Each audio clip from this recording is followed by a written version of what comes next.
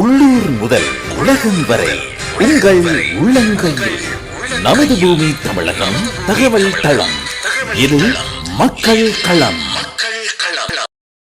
கரைப்புதிர் கழிவுநீர் சாயக்கழிவில் 5 தொழிலாளிகள் செப்டி டேங்க்ல விழுந்து இறந்துருக்காங்க.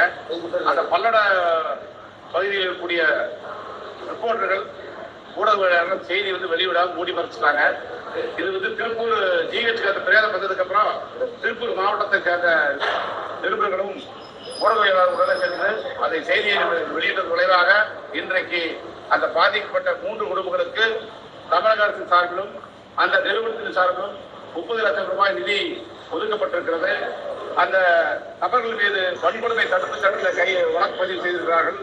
அவர்கள் மீது நடவடிக்கை வேண்டும் என்று சொல்லி விடுதலை சிறுத்தைகள், ஆதித்தமிழர் பேரவை, திராவிடர் கழகம், விடுதலை கழகம், மக்கள் அதிகாரம், ஆதித்தமிழர் ஜனநாயக பேரவை உள்ளிட்ட அனைத்து தலித் அமைப்பு ஒருங்கிணைந்து இன்றைக்கு மாவட்ட ஆட்சியர் அவரிடத்தில் முறையிட்டதன் விளைவாக அவர்களுக்கு நியாயம் கிடைத்திருக்கிறது.